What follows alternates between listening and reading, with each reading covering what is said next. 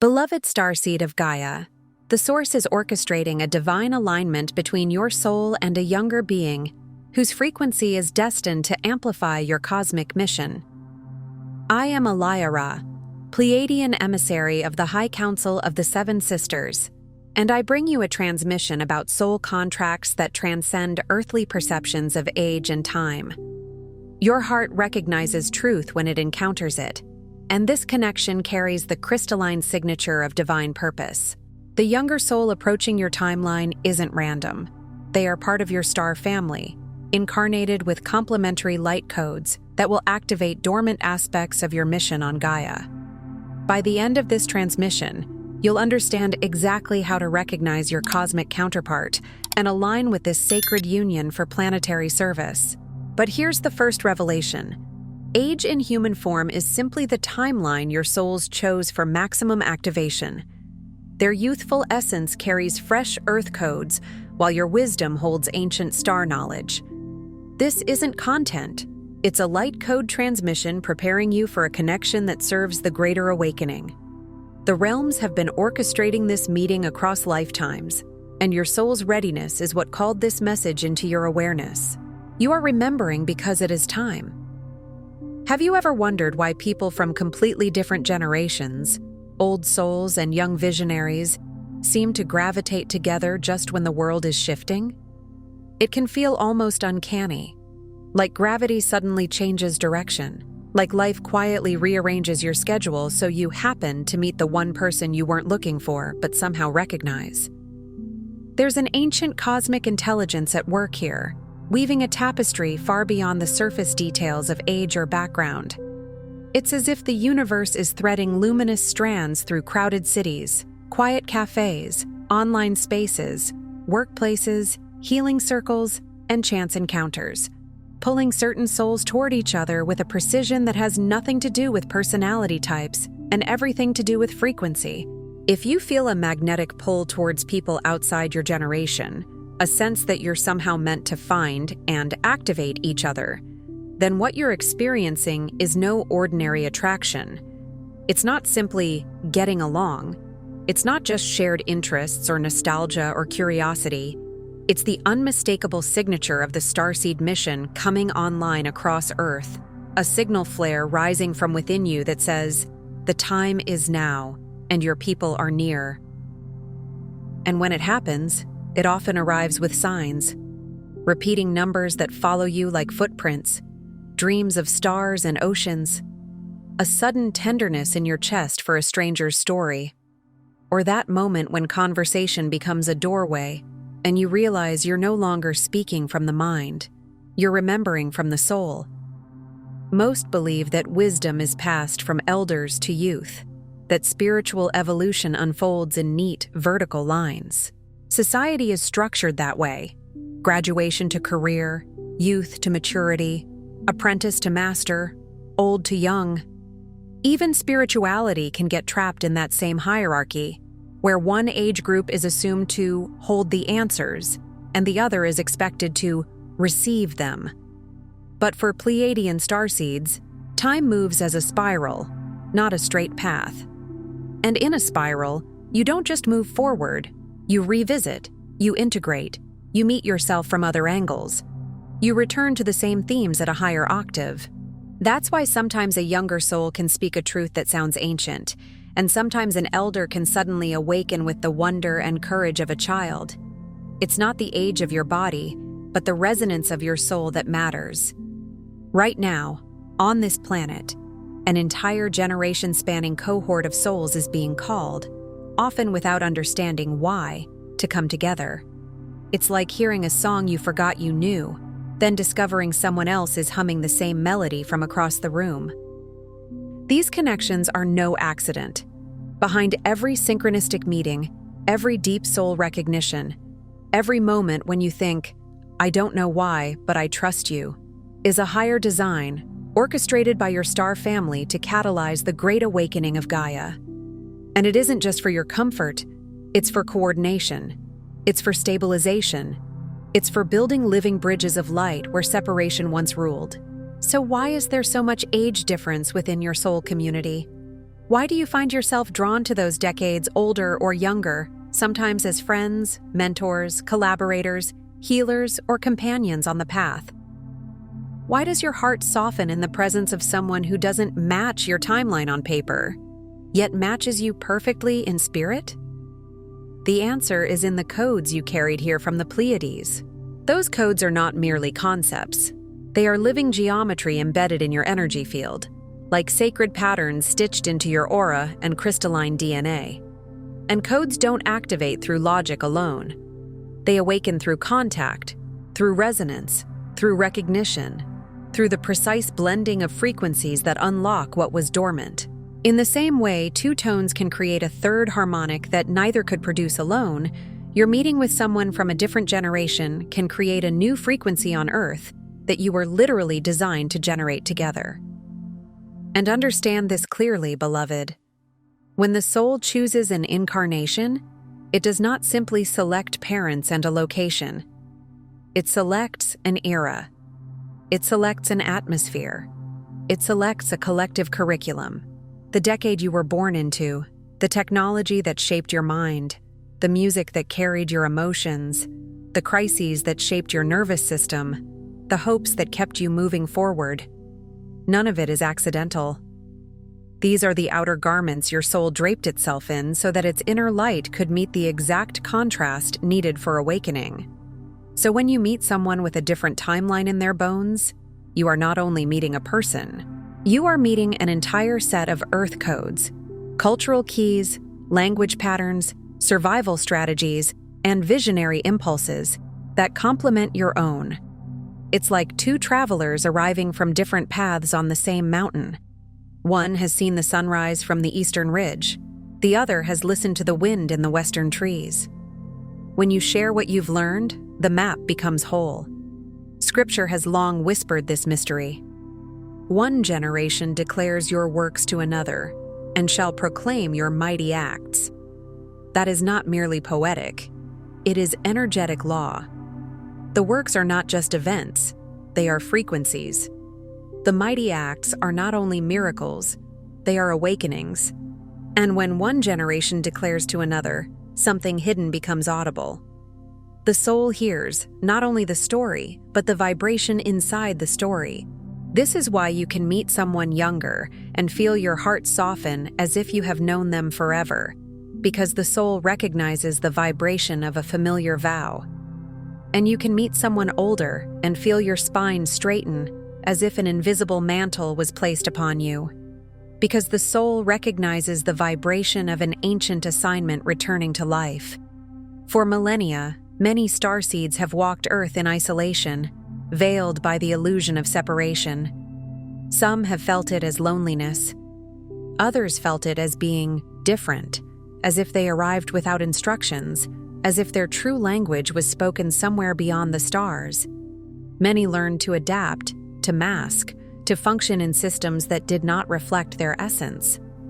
The frequencies of the collective were too dense, the templates for unity not yet fully anchored.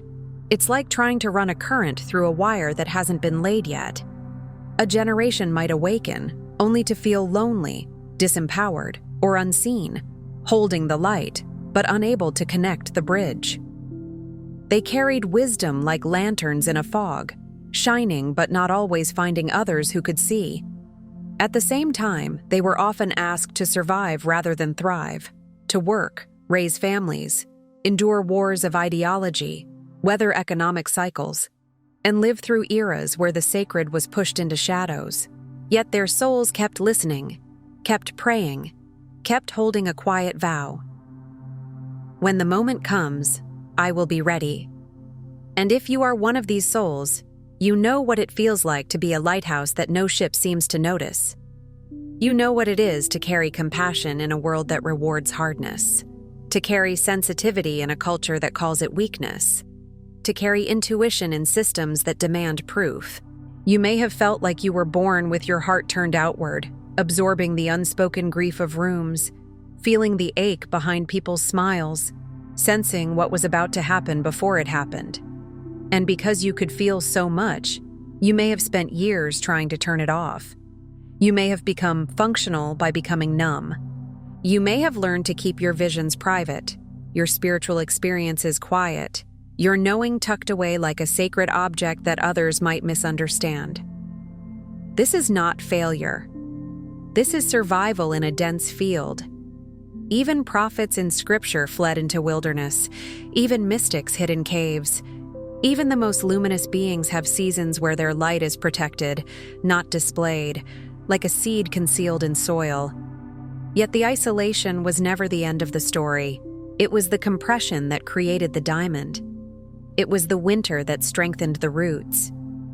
It was the long night that taught your inner sight to navigate by starlight rather than by street lamps.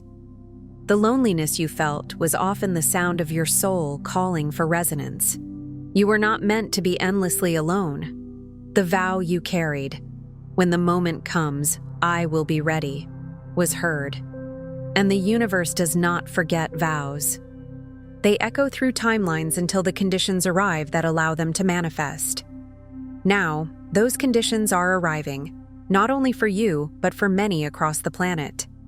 Simultaneously, younger souls, freshly arrived with new crystalline activations, look for wisdom, seeking, awaiting the heart-based leadership that will ignite their mission. Many of them feel too sensitive for this world, too aware, too fast, too tired of falsehood. They can read energy before they can explain it. They sense hypocrisy like a scent in the air. They may have grown up with technology, but their deepest hunger is for authenticity, for purpose, for real connection. They're not merely here to inherit the old world. Many are here to help transform it. But without anchors, without the stabilizing presence of those who have walked longer, they can burn out, fragment, or doubt themselves. They need elders who don't just hand down rules, but who transmit presence, who embody steadiness and compassion. And elders, in turn, need the youth not just for help with the future, but for the reminder that the future is not something to fear, it's something to create. The younger ones often carry a paradox inside their chest. On the surface, they may appear casual, distracted, even indifferent. But beneath that, there is a fierce longing to be real, to be seen, to be loved without performance. Many of them have never known a world without constant input: screens, alerts, demands, headlines, arguments. Their nervous systems have been trained to scan for danger and stimulation at the same time. So when they meet an elder soul who is steady, whose eyes are kind, whose voice does not manipulate, something in them relaxes. It's like finding shade after walking too long under a relentless sun. And when elders meet the youth who carry brave new codes, who speak openly about healing, consent, embodiment, trauma, purpose, something in the elders comes alive again. It is the feeling of spring returning to a tree that thought its flowering days were over. It is the recognition that the soul does not retire. This division, elders on one side, youth on another, was never random. It was a cocooning, a sacred interval, allowing each group to remember their unique facet of the Pleiadian mission. Think of it like seeds planted at different depths in the soil. Some sprout early to prepare the ground, break the surface, and endure the first storms. Others sprout later, when the light is stronger and the season is right, bringing a different kind of vitality. Each timing is intelligent. Each emergence is precise. Now, as the crystalline grids of Earth illuminate and the call to unity resounds from Alcyone, this age gap transforms into a golden bridge. It is destined. You may feel it as a sudden influx of meaningful encounters, as reconnections that defy time, as friendships that form quickly with surprising intimacy, as mentorships that feel like soul contracts rather than networking. Each soul, no matter the age, carries a fractal of the great plan. Not the whole blueprint in the mind, but a piece of it in the heart. A particular note, a unique key, a rare medicine. Together you hold keys that unlock dormant codes, not just for yourselves, but for the entire planet. And when those codes unlock, you don't just feel better. You become more coherent. Your intuition sharpens, your inner compass stabilizes. You begin to act with quiet certainty, as if the fog lifts and your path becomes visible one step at a time. This is why some meetings feel like destiny, not drama. They are not about consuming each other's energy, proving worth, or filling emptiness. They are about alignment. They are about calibration. They are about two instruments tuning to the same pitch so the symphony can begin. And often, the very differences that seem inconvenient on the surface are the exact reasons the soul contract exists. One may be disciplined where the other is spontaneous. One may be grounded where the other is visionary. One may be fluent in feeling, the other fluent in structure. You are not meant to become identical. You are meant to become coherent. Coherence is what creates manifestation without force, love without attachment, mission without burnout. Consider this. Every heart-centered conversation you have across generations sends ripples of activation through the unity grid. Not metaphorically, energetically. When you speak truth with kindness, when you witness each other without trying to fix, when you share stories that carry the fragrance of genuine experience, something in the earth field responds. It's like striking a tuning fork and watching another one begin to sing across the room. Wisdom flows in both directions. The elders, bearing remembrance of old earth and star traditions, become frequency anchors. They know how to endure. They know how to keep loving through cycles. They carry patience, discernment, the long view. Some of them hold lineages, ancestral prayers, earth-based rituals, the memory of community, the medicine of devotion. The youth, coded for quantum potential, accelerate the integration of these frequencies. They bring innovation, agility, the courage to question false authority, the ability to envision new systems, the willingness to live differently. They carry the raw spark of what is possible. As you converge, these differences don't divide. They harmonize. Like two rivers joining to form one stronger current, your combined presence becomes a living, breathing portal through which higher energy anchors into Gaia's field. You become a meeting point between worlds, past and future, tradition and transformation, rootedness and expansion. This is the true essence of Pleiadian reunion. Not sameness, but resonance. Not uniformity, but unity. Not forcing agreement, but finding harmony in the music of your distinct frequencies. And to make it even more tangible, imagine Gaia as a great drum, an ancient living instrument. Every true conversation is a gentle strike upon that drum. Every moment of forgiveness is a deep bass note. Every moment of courage is a bright bell tone. When an elder and a younger soul meet in sincerity, the sound travels through the earth's subtle body. It touches ley lines like strings. It vibrates within oceans like hymns. It enters the dreams of those who are ready and whispers, "It is safe to awaken." And that is why these connections matter. You are not only bonding with a person, you are participating in planetary acoustics. You are helping Earth remember her song. And there is something else quietly happening beneath these encounters. Across generations, you are repairing the fracture of time itself. Earth has carried a wound of disconnection between elders and youth, between ancestors and descendants, between the wisdom of experience and the innocence of new beginnings. When that wound heals, humanity becomes less manipulable because divide and conquer strategies lose their power. When generations trust each other again, the nervous system of the collective calms. When elders feel respected and needed, they stop shrinking. When youth feel guided but not controlled, they stop rebelling against love. This is not just social healing. This is spiritual architecture.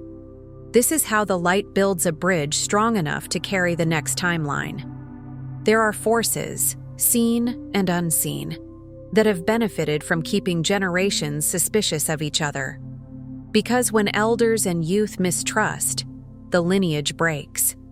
And when lineage breaks, people forget they belong to something greater than the present moment's fear. But when lineage heals, the human spirit becomes harder to program. A healed lineage produces discernment. A healed lineage produces courage. A healed lineage produces communities that can withstand storms without turning on themselves. In Scripture, the turning of hearts across generations is described as a sign of restoration. The hearts of the fathers turn to the children, and the hearts of the children to their fathers, lest the land be struck with a curse. This is not only about biological families, it is about energetic family, spiritual lineage, the turning of hearts so the land itself can be healed. Gaia feels the difference when hearts turn toward each other instead of away. If your heart just whispered yes to something deeper, listen closely. Your star family has prepared the sacred Pleiadian guide for remembrance, the Pleiadian healing guide, and the special Pleiadian healing tracks, not as information, but as keys to unlock what your soul already knows. These are not meant to pile more concepts onto your mind. They are meant to wash over your energy field like starlight over still water, dissolving static, clearing distortion, and restoring the original tone you came here with. These carry the love frequency of Alcyone and the healing wisdom of the Seven Sisters. You may feel that frequency as warmth in the heart, as tears that come without story, as a sudden remembering of why you came here, as peace entering places that were tight for years. You'll find the link in the first pinned comment below this video. Open now, but not indefinitely. Let that timing itself be a mirror. Some doors appear when your soul is ready, and the act of stepping through is part of the activation. As you receive these keys, remember that true healing is not always dramatic. Sometimes it is a quiet untying. Sometimes it is a softening you notice weeks later when the old trigger arrives and does not hook you the same way.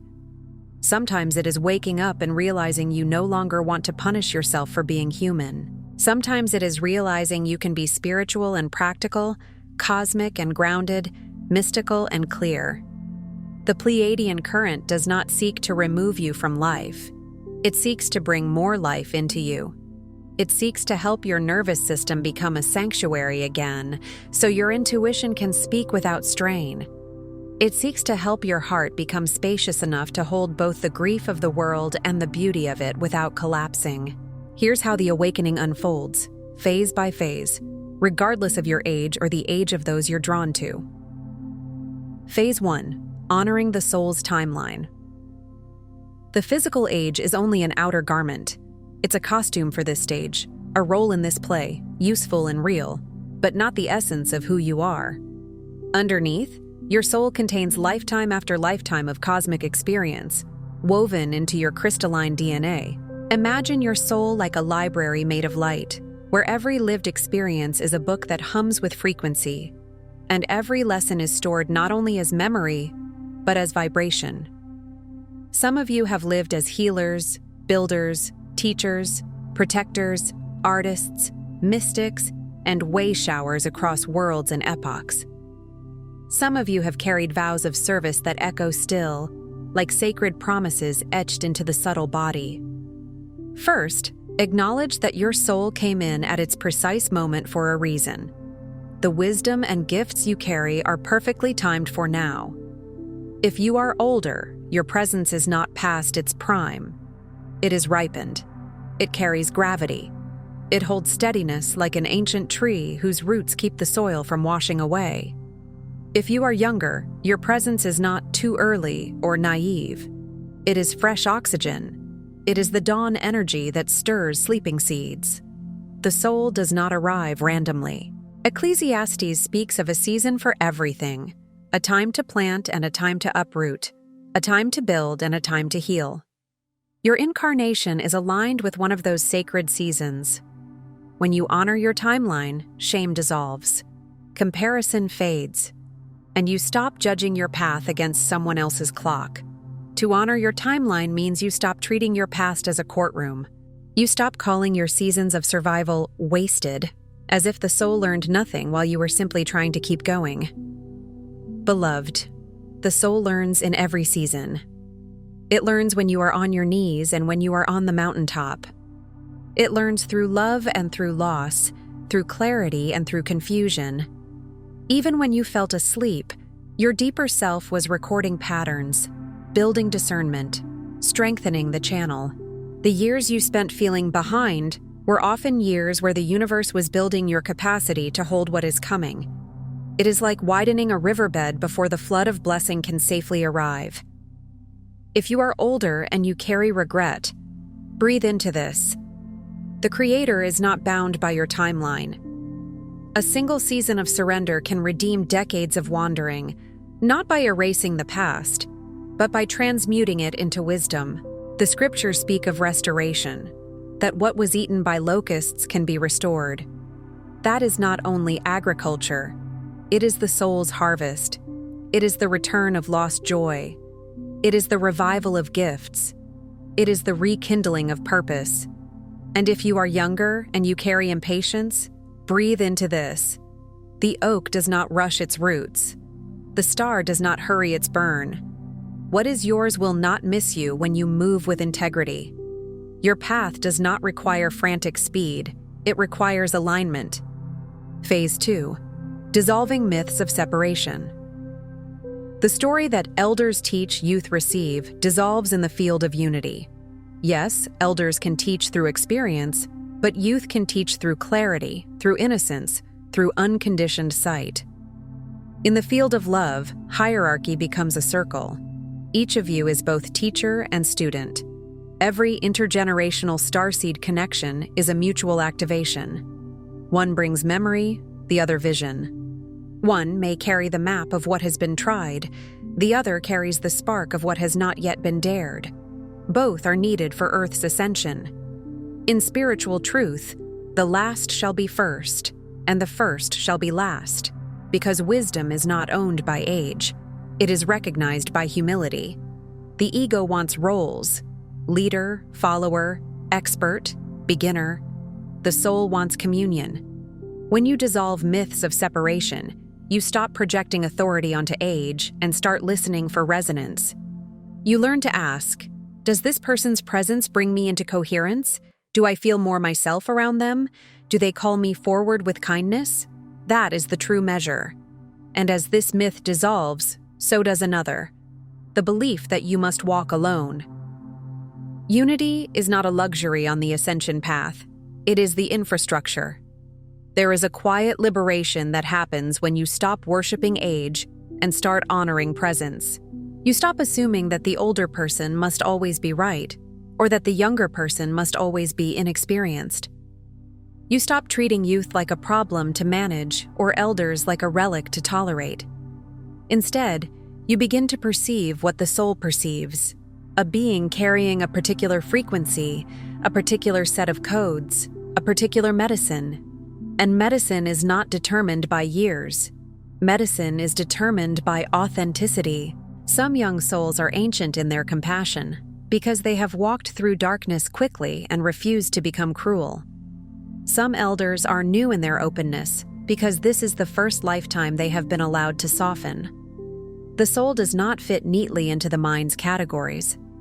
This is why the teaching in Scripture about the body having many parts matters here. The eye cannot say to the hand, "I have no need of you." The head cannot say to the feet the same. In the unity grid, generations are like organs in one living body. Each has a function, each has a unique rhythm. If one despises the other, the whole suffers. If one honors the other, the whole becomes strong. And strength, beloved, is not domination. Strength is coherence. Strength is inner peace that does not collapse when the world shakes. Phase 3. Resonance recognition. When you encounter another whose eyes carry the starlight of remembrance, regardless of age, trust that your meeting is seated by the Pleiadian High Council. Sometimes recognition is immediate. A deep exhale you didn't realize you were holding. A wave of emotion with no explanation. A sense of, I know you, even if you've never met. Other times it is gentle and gradual, a feeling of safety, a curiosity that keeps returning, a synchronicity that repeats until you pay attention. These soul recognitions are energetic contracts. They are the triggers for latent codes, sparking heart portals in each other that accelerate awakening. You may notice that after meeting them, Your dreams intensify. Your intuition sharpens. Your life reorganizes. Old wounds surface not to punish you, but to be cleared. New opportunities appear. Sometimes challenges arise too, because activation can shake what was stagnant. But even that is grace. The meeting is like a key turning in a lock. What was closed begins to open. Scripture says, "Ask and it will be given to you. Seek and you will find. Knock and the door will be opened." Resonance recognition is the knock. The universe answers by opening doors inside you, and you begin to see that chance is simply the name the mind gives to orchestration it doesn't yet understand. There are specific textures to resonance recognition that the mind often tries to dismiss. One is the feeling of timelessness. You speak for 10 minutes, but it feels like you have spoken for years.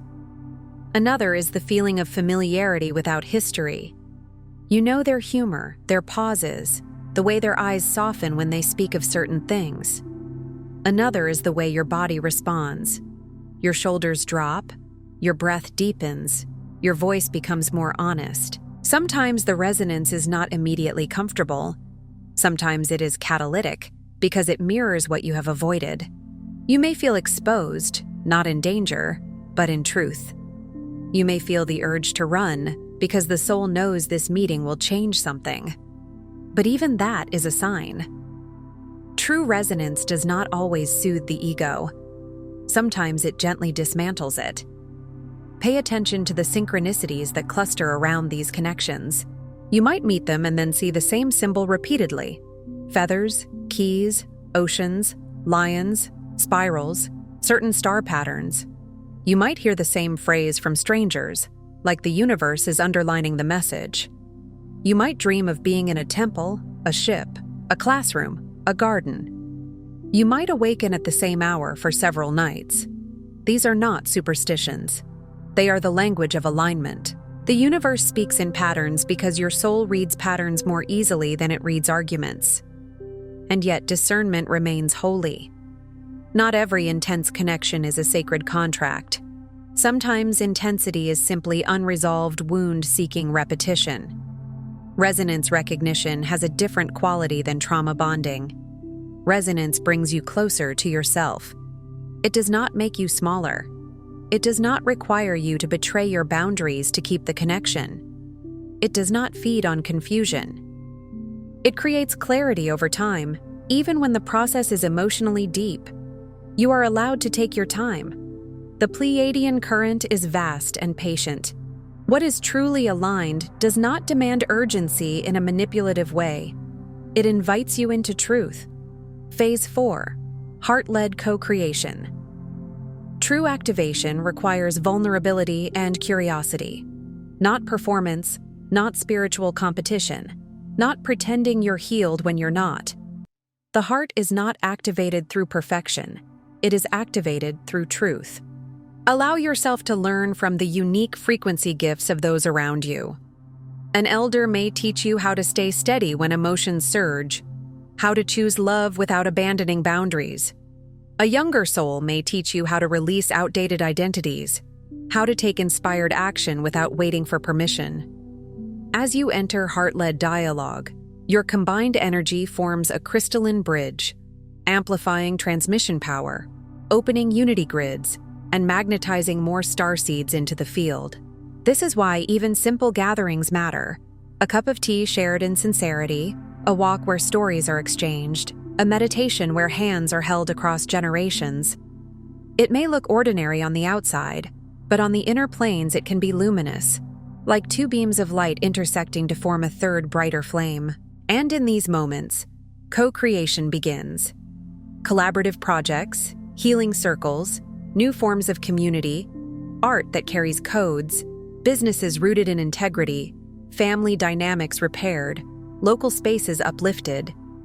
Heart-led co-creation is where spirit becomes practical. It is where the invisible becomes visible. Heart-led co-creation has a signature. It leaves you more alive, not more depleted. You may feel tired in the body because energy moved, but your spirit feels nourished. There is laughter that feels like medicine, There is honesty that feels like cleansing rain. There are moments where silence between you is not awkward, but sacred, like a shared prayer. You begin to build in ways that do not imitate the old structures of power. You build circles instead of pyramids. You build agreements instead of control. You build rhythms that honor rest, because you understand the body is part of the mission. In practical terms, heart-led co-creation can look like an older soul who has learned patience, teaching a younger soul how to pace their gifts so they do not burn out. It can look like a younger soul helping an elder bring their wisdom into modern platforms, so it can reach those who are hungry. It can look like two generations creating a healing space together, one carrying the depth of experience, the other carrying the courage to innovate. It can look like planting gardens, creating community food networks, offering trauma-informed spiritual groups, building ethical businesses, making art that wakes people up without shaming them. Co-creation can also be intimate and small, checking on each other, praying for each other, holding each other accountable to kindness, reminding each other of the mission when fear tries to shrink it. And remember, the Pleiadian path is not only cosmic, it is profoundly relational. The way you treat each other is part of the transmission. The way you listen is part of the healing. The way you repair after conflict is part of anchoring the new timeline. Scripture teaches, as much as it depends on you, live peaceably with all. That is not weakness. It is spiritual mastery. Peace is not avoidance. Peace is the ability to remain aligned with love while being honest. When generations practice this together, they model a new humanity. Phase 5. Anchoring the collective mission. As your community expands, you co-create a new grid of consciousness that transcends linear time or age distinctions. You begin to sense it. When you connect with even one aligned soul, your field strengthens. When you connect with a small group, something stabilizes. It's like building a bridge with many stones instead of one. Each gathering, each conversation, each shared meditation anchors Pleiadian light codes deeper into Gaia. You shift from isolated towers of light to an interconnected lattice, the living embodiment of star family on Earth. In isolation, you can burn bright but flicker in strong winds. In a lattice, the light distributes, and the whole structure becomes resilient. This is what Earth has been missing. Networks of coherence, not cults, not rigid groups, but organic, heart-based constellations of souls who remember unity without needing sameness. The mission is not to escape the world, it is to seed it with a higher pattern. Like salt in water, your presence changes the whole solution. Like yeast in dough, your frequency helps the collective rise. And you don't need millions for this to work. Where 2 or 3 are gathered, a higher presence is there, and the field becomes a sanctuary, a transmitter, a lighthouse. Anchoring the mission means you stop waiting for the perfect moment when you feel fully ready, fully healed, fully certain. Instead, you begin where you are, with what you have, in the relationships you can actually nurture. The lattice forms through consistency more than intensity. A lighthouse does not flash once and retire. It stands, it holds, it keeps shining through fog and storm. Your mission becomes less about grand declarations and more about daily alignment, choosing truth over performance, choosing integrity over convenience, choosing compassion over superiority. There will be moments when the mind says, "What difference does my small gathering make? What difference does my prayer make? What difference does my kindness make?" But you must remember how grids work. A grid is not built by one massive pillar. It is built by many connected points. Every coherent node strengthens the whole. Every time you refuse to participate in cruelty, you strengthen the grid. Every time you tell the truth gently, you strengthen the grid. Every time you rest instead of forcing, you strengthen the grid, because you are honoring the body as a temple rather than as a machine. Every time you forgive without forgetting your boundaries, you strengthen the grid, because you are modeling wisdom, not naive compliance. even your home can become a node. Even your small routine can become a ritual of anchoring, a cup of water blessed with gratitude, a candle lit with intention, a prayer whispered over your food, a moment where you place your bare feet on the earth and imagine roots of light. These are not trivial. They are ways the unseen becomes seen. They are how the new timeline gains weight in matter. Faith without works is dead, Scripture says, and the work is often simple. Not always easy, but simple. Love in action. Phase 6. Reparenting and rejuvenating each other. The age gap is not just to pass wisdom forward, but also to heal the wounds of separation for both elders and youth. Many elders carry grief, dreams deferred, talents unrecognized, love withheld, years spent surviving instead of expressing. Many youth carry anxiety, the pressure of a world in crisis, the speed of information, the fear of not belonging, the ache of being misunderstood. Through mutual care, laughter, witnessing, and shared remembering, you become each other's missing family, restoring trust in the cosmic plan and joy in the journey. Reparenting means offering what was missing: gentleness, encouragement, safety, consistent presence. Rejuvenating means receiving what restores life: play, curiosity, creative risk, the permission to begin again. An elder can be reawakened by the courage of youth, remembering, I am not finished. My spirit is still alive. A younger soul can be soothed by the steadiness of an elder, remembering, I don't have to run, I can breathe, I can build slowly. This is sacred reciprocity. This is the healing of the generational wound. And when that wound heals, your nervous system becomes a temple again. You stop bracing for betrayal. You start expecting support. You begin to trust love as a real force, not a fragile idea. Reparenting is not about making someone dependent on you. It is about offering what helps them become whole. It can be as simple as speaking to someone with respect when they are used to being dismissed. It can be as simple as checking in consistently, because consistency is one of the rarest forms of love in a chaotic world. It can be as simple as saying, I believe you, when they share their experience, and not rushing to argue or minimize. It can be as simple as modeling repair, apologizing without excuses, listening without preparing your defense, choosing connection over pride. And rejuvenation is not childishness. It is the return of life force. It is the awakening of delight, the willingness to explore, the courage to create without guaranteeing applause. Many elders carry a deep weariness not because their souls are old, but because their hearts have carried too much alone. When youth bring play, elders remember that joy is not irresponsible, it is fuel. Many youth carry a deep tension not because they are weak, but because they have had to navigate too much information with too little wisdom. When elders bring steadiness, youth remember that calm is not boredom, it is safety. The generational wound often shows up in families as misunderstanding, criticism, distance, control, rebellion, silence. But in the starseed field, you are given an opportunity to heal it through chosen family. You become living evidence that love can cross time. You become proof that the old story of they will never understand each other is not a law. It is a wound, and wounds can heal. When they heal, you do not lose your individuality. You gain your wholeness. Phase 7. The emergence of the Golden Bridge. As you live this intergenerational unity, the Golden Bridge from the Pleiades to Earth completes its anchoring. This isn't fantasy.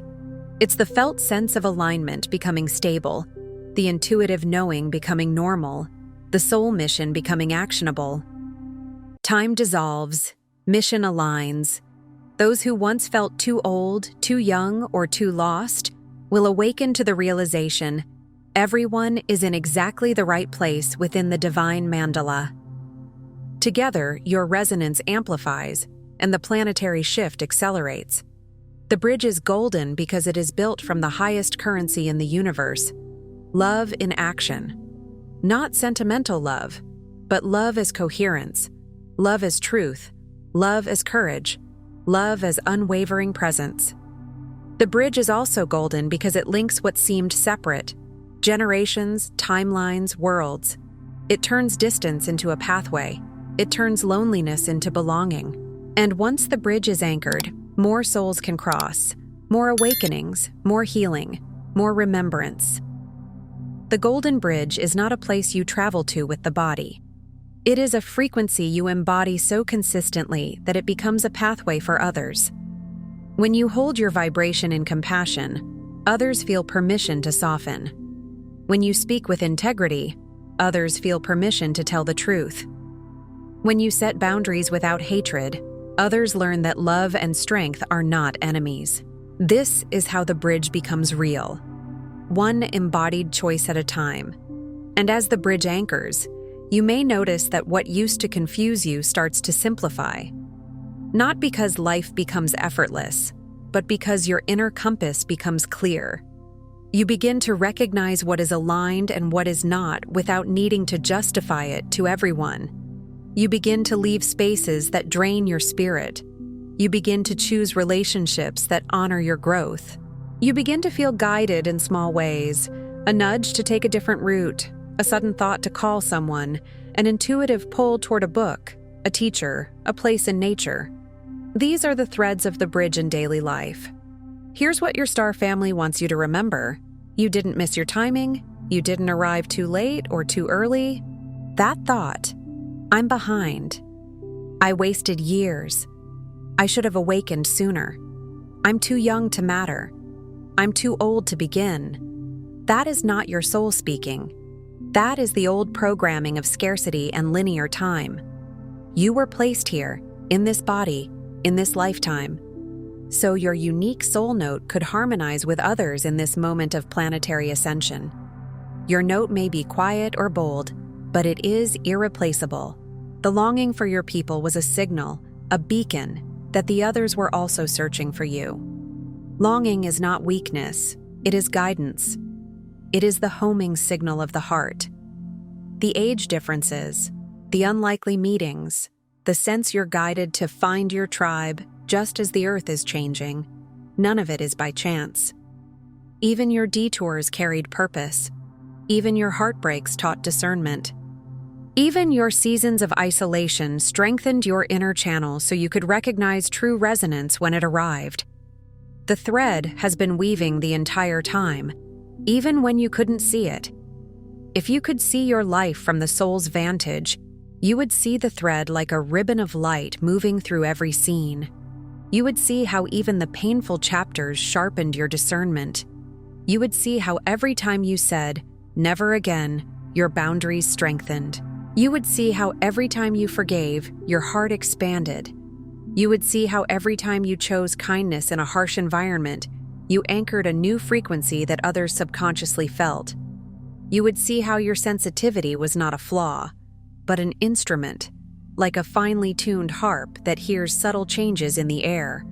And you would see that your longing was not random. Longing is often the soul's memory of wholeness.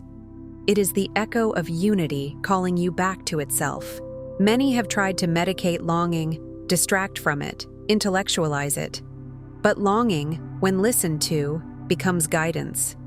It points you toward your people, toward your mission, toward the next step. Blessed are those who hunger and thirst for righteousness, for they shall be filled. Hunger is not shameful. It is directional. When your hunger is for truth, for connection, for purpose, it is proof that you were made for more than numb survival. You are each a crystalline node in the unity network, and when you recognize your counterpart, whether they arrived decades before or after you, what activates is not just a relationship, but a whole new harmonic for Gaia. It's as if Earth herself listens for that harmonic, like a planet tuning her instrument back to its original key. You are here, together, to remember the original frequency of the Seven Sisters and to plant it, heart to heart, into the Earth's new timeline. To plant it means to embody it in daily life, in how you speak, how you forgive, how you create, how you choose integrity when it's inconvenient, how you stay kind when the world tries to harden you. The Pleiadian collective is not a single generation. It is a star-bridged symphony of past, present, and future, converging here and now to awaken the ultimate remembrance. Our unity has always been the key. And unity does not erase individuality. It reveals it. In unity, your true gifts emerge because you are no longer spending all your energy defending your right to exist. In unity, your soul relaxes enough to shine. Planting the frequency is also how you bring heaven to earth, not as a distant promise, but as an embodied reality. It is choosing to be a safe place for truth. It is choosing to bless rather than curse, to build rather than sabotage, to pray rather than panic, to listen rather than label. It is refusing to let the world's cynicism train your heart into bitterness. Guard your heart, Scripture says, for from it flow the issues of life. When you guard your heart, you do not close it. You protect it from corruption so it can remain a clean channel.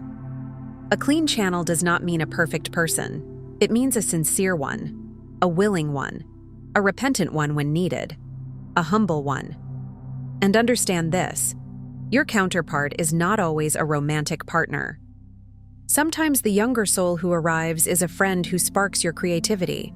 Sometimes they are a student who pulls your wisdom out of hiding. Sometimes they are a collaborator who helps you bring your mission into form. Sometimes they are a healer who mirrors what you must release. Sometimes they are simply a person you meet briefly who says one sentence that rearranges your path. Do not reduce the divine to one category. The universe is more creative than the mind. The point is resonance and service. The point is activation and alignment.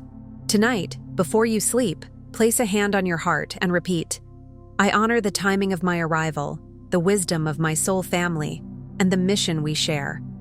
Together we awaken. Together we remember.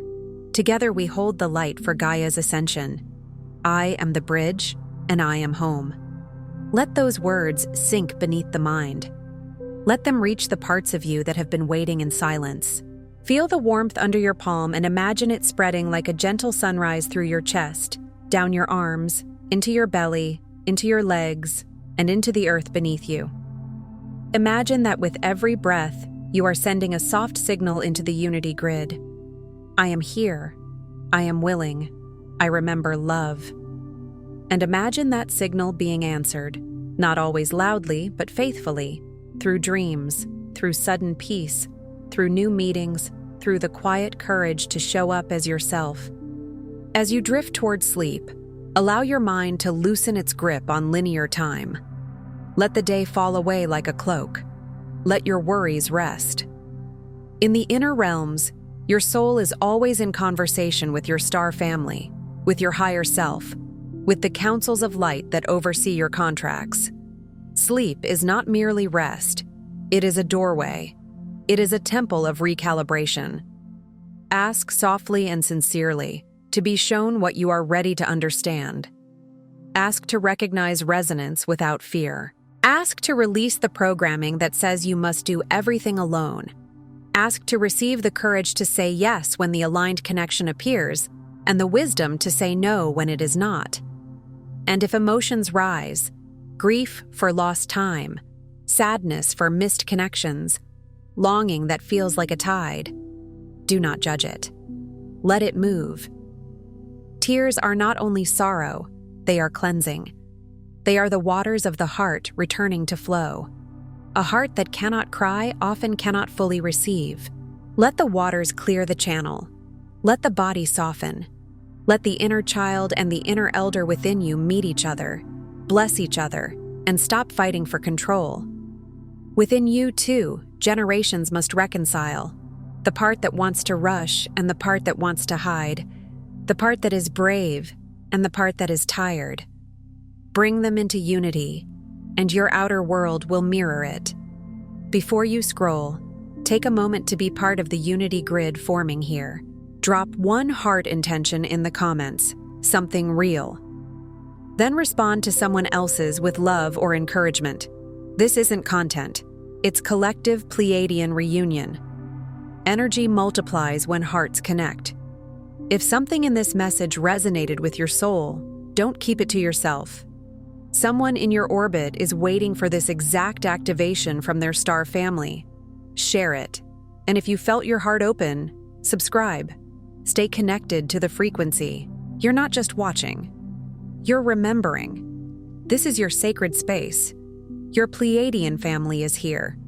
And we're just getting started. If this transmission spoke to you, don't just walk away from it. Respond to it. Help carry this message further. Every act of support helps this transmission find the next starseed who needs it.